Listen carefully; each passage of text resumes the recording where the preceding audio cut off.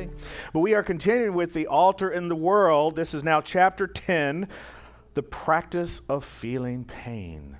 And the subtext is breakthrough on this one. Barbara Brown Taylor. We will be meeting tomorrow to talk more about this book. I think we've been going to this book study, and I think we're on page 10 because it's so rich. There's so much in it, and we were just stopping along the way. Excuse me.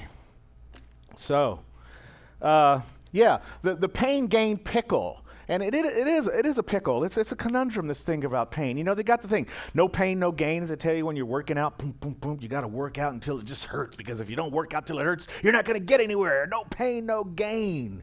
Wow. It really sets pain up. And that's why I call it a pickle, because it's like, whoa, that's interesting. And then I was thinking, well, why did they say when you're in trouble or something's not going so well, or why is it in a pickle? And who knows? It's just something that happened in literature. But it kind of goes back to a 15th century Dutch idea. I loved that it was a Dutch idea. I wonder why. The original word was pekel. Is that right? Pickle. Pickle. You see, they were the ones that came up with the idea of putting a bunch of spices together when you throw some vegetables into a jar so that you could eat them later without getting sick. So they pickled the vegetables, and now imagine yourself as a vegetable for a minute. You know, you're a cucumber, you get thrown into some potatoes, some tomatoes or something, you get thrown into this jar, and then they throw all these spices on top of you. It's a little disorienting. It's a little mixed up. And you come out, you're a stew. You get stewed in these things, you know. Thus the idea, I'm in a pickle. I'm mixed up. I'm in a stew. I'm disoriented a little bit. And pain, talk about disorienting. Yes, absolutely. Pain can be that. In Charles and Myrtle Fillmore's lovely dictionary of metaphysical terms, they look at pain. There's a definition for pain. They say pain is indicative of internal forces, vital internal forces working to bring about health. Indicative of vital internal forces working to bring about health. Now, when you're in pain, you're really not thinking about the fact that this is leading to health, but yes, indeed, that is what is going on. And when you're in pain, people are always right there with something to say. Well, Barbara Brown Taylor says something about that. I love what she says. She says, no one who is not in pain is allowed to give advice to someone who is. So let's just get that right off the bat. Don't be telling me what to do. You're not feeling the pain, I'm feeling the pain. One of the writers that I ran across in all my studies lately, a couple years ago actually, was a guy, and Monique talked about spiritual bypassing. And this guy wrote a book called Spiritual Bypassing. His name is Robert Augustus Masters. And he has another book called Knowing Your Shadow, and in it he talks about pain. And he has an interesting process that he takes people through around pain. I've done it myself when I've been in pain. I've helped others who've been in pain do this process. Really curious thing, too. What he says is, you're feeling pain, think about the pain. Now that right there is a pickle. Think about the pain? Are you kidding? I want a pill. I don't want to feel the pain. No. Think about the pain. Analyze the pain. Dive down into the pain. Describe the pain. Like, what does it look like? Like in my case, I had a bum knee for a while. I was feeling this pain in my knee, and I was like doing this thing around the pain in my knee, and what it was like one of those rope mops. It was gray, and it was rope moppy, and it was twisted, and then it was very solid, and inside it was not hot, but it was actually cold. And as I was doing this process of diving down into the pain, a very curious thing, I realized something. I was not in pain. I wasn't feeling the pain. I was not resisting it, therefore it wasn't pushing against me. I was in it, and it kind of went away. Wow, that was a conundrum. That was a crazy thing. That was the pickle. Because in pain, you know, it's so consuming. When you're in pain, you can't stop thinking about it sometimes. It's just all over you. It's very focusing. It'll focus your attention. It's actually called, Barbara Brown Taylor says it's provocative. Provocative.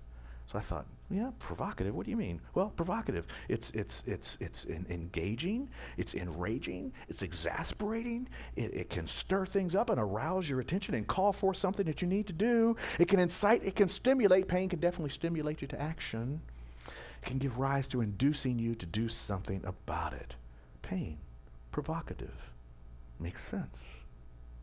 And when you're in pain, I don't know about you, but I want to tell somebody about it. I want an ally. Oh, poor baby.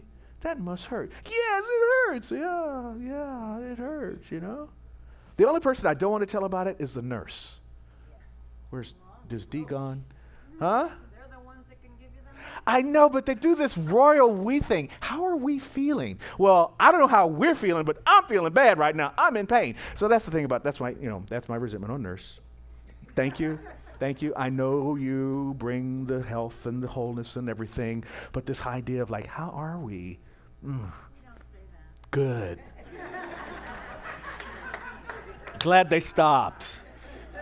I had some that used to do that. But then this comes like, even if they did do that, let's say they did do that, how do you answer that? How do you describe pain? On a scale of 1 to 10, how does that feel? 10! Well, what does a 10 mean? How do you know what the pain really is? How do you really describe this thing? Barbara talks about that. She says, metaphors are all you have since there are no words to directly describe pain. Metaphors. Like, it feels like a stick in my eye. That's how it feels. Oh, that's a metaphor for you, you know? You gotta throw some kind of metaphor on it. There was this time years ago, I had something wrong with my hip. I don't know what it was. It was so painful. I mean, I could barely move. I was in my van and I was coming home from work, and the pain was so bad that I could not get my leg to turn to get out of the van, which is a Volkswagen van. It's pretty high up off the ground. I actually had to lean my body out and like crawl out of the van and like fall to the ground, and I couldn't stand up. It was so bad. I could not stand up. And so I'm dragging myself literally dragging myself into my house, pulling myself up the steps like a crippled person, just like, without crutches. I'm just, and I'm just feeling this so bad. And I'm thinking to myself, geez, Steve, you are so melodramatic. But then I thought, there's nobody watching me. Can you be melodramatic when nobody's watching? Then I got to the doctor, and finally, so a friend of mine, because I did the ally thing, I'm in pain. He said, you should go to the doctor if it's that bad. So I went to her emergency room, and the doctor says, oh, I can't remember what they said it was, but the nurse had a solution. It was a needle about this long that had to go into my hip, and it went all the way in. And then they shot some hot stuff in there, and I walked out of that place. It was amazing. It was amazing. But it took imagination to figure out whether I was like melodramatic or not. It would take imagination to truly describe that. It took imagination to figure out how to tell you about that pain. And I don't know if you felt the pain, but maybe you related to it when I was talking about crawling down on the ground. That's what we have to do. We have to describe it with our imagination.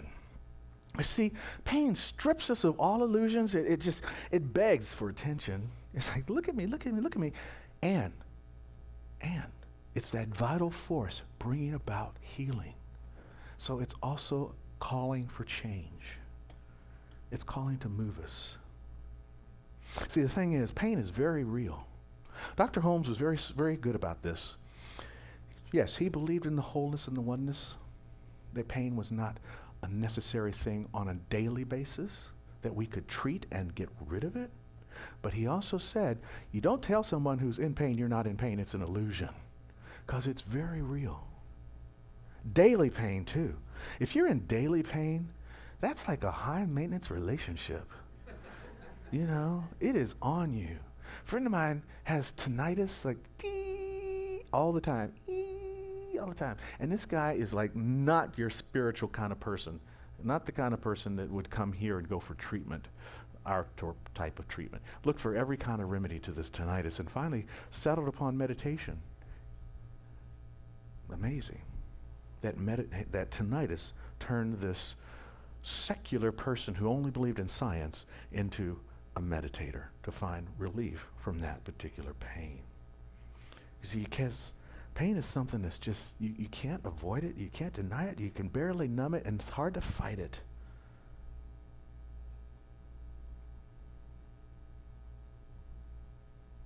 Barbara Brown Taylor says that pain is so real that less real things, like who you thought you were and how you meant to act can vanish like drops of water on a hot stove. Can just change everything about you. A friend of mine that I was working with was living with the experience of cancer. Deeply devoted science of mind practitioner. Totally believed in treatment. During the experience of cancer, people came to her and said, "Let us pray for you." Christians in Texas, where her family lived. Buddhists on the East Coast. Catholics in Chicago. And she was like, "But I believe in treatment. I believe in science of mind treatment." They said, "Well, we're going to pray for you anyway." At the end of this experience, with people praying for her all over the country, she actually shifted and became different than she thought she was, and accepted these various forms of prayer. And in her own words, "I kicked cancer's." She's cancer free. Because she was able to change. She was able to accept. See, the first thing about pain is getting awareness of it, understanding it, and then the growth takes place. That's when we can move forward, you see. Pain can be like a ton of bricks get dropped right on you. Now, what are you going to do with that ton of bricks? You could build a wall or a fort and box yourself in. You could build a tomb and just wither away. Or you could build a bridge to health and wholeness. You could build a ramp to climb your way out. You could build a passageway to move through the difficulties and the challenges that are coming your way. See, there is a cure for pain. And Rumi says the cure for pain is in the pain. It's kind of like my Masters was saying. Look into it. Discover what it was. It's like Dr. Holmes says. First, we understand the condition, and then we turn from it. He doesn't say, condition, turn. No. First, we understand the condition, and then we turn from it. Now, I've been talking about physical pain, but this works for emotional pain, too. Barbara Pound Taylor says, for those willing to stay awake, pain remains a place to discover that a life can be as full of meaning as it is of hurt. A life can be as full of meaning as it is of hurt. And sometimes the deepest meaning is in the hurt. It's so easy in our teaching to stay with, it's all good. Yeah, it's all God, it's all good, and included in that are these various feelings. You see, and sometimes to find the meaning that Barbara's talking about there, it takes a sufficient amount of pain. It takes a despair, an ache, a hurt that just is overwhelmingly gotten all of your attention to make the discovery that change is available to you.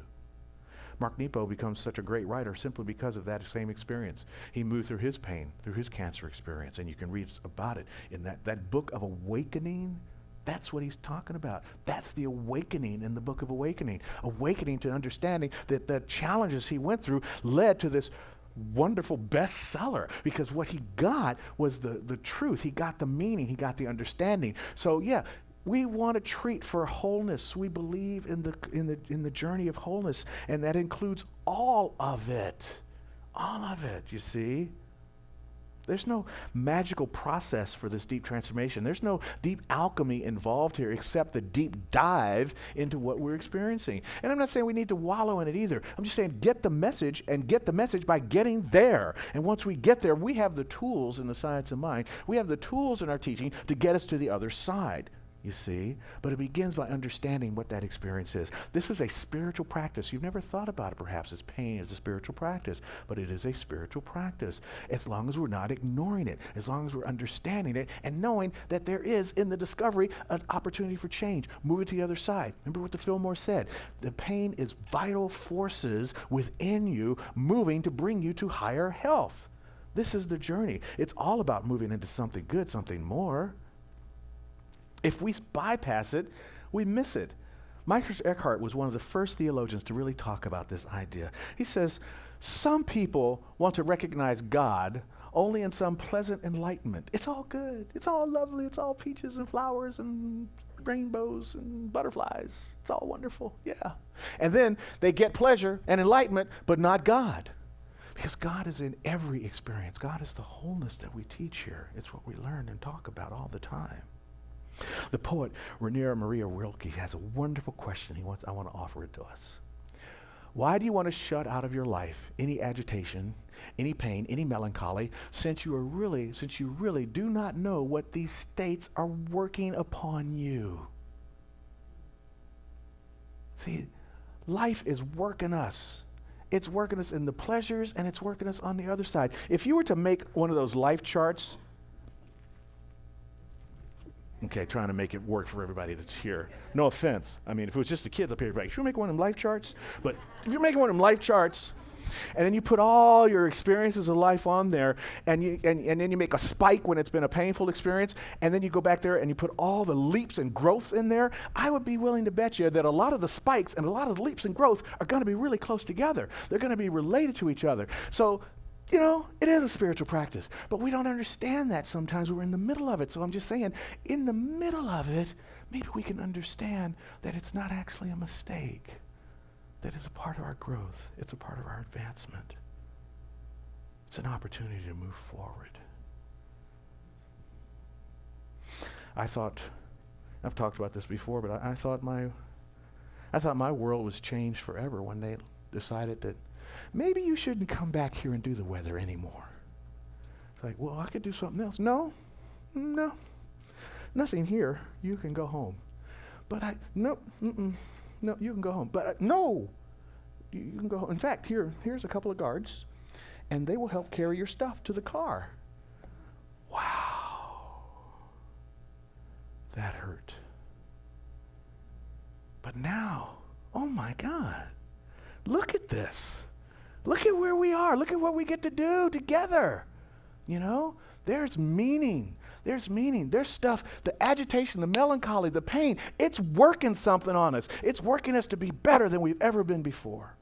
Better than we've ever been before. Louis L'Amour says, there will come a time when you believe everything is finished.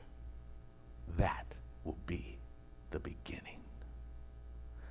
That's what's waiting for us in the spiritual practice of breaking through the pain. And so it is.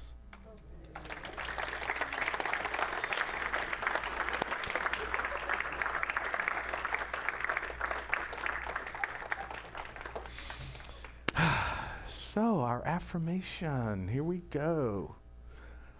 Recognizing my oneness with divine intelligence and infinite substance, I move through pain with ease and grace to that new exalted beginning filled with possibility and positivity.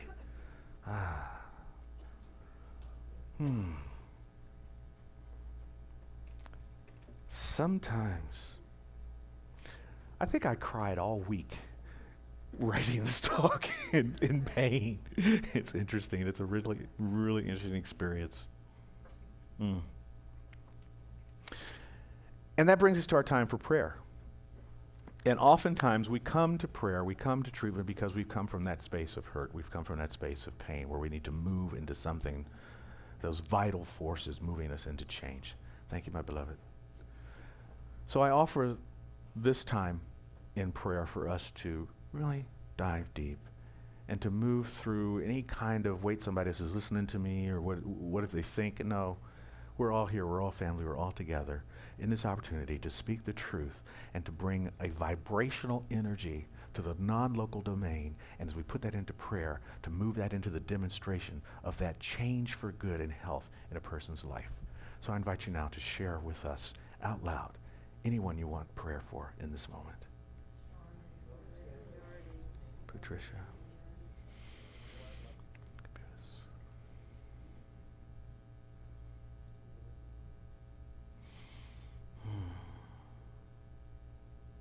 Rising from the silence, we recognize, as we heard, that we are here in this moment.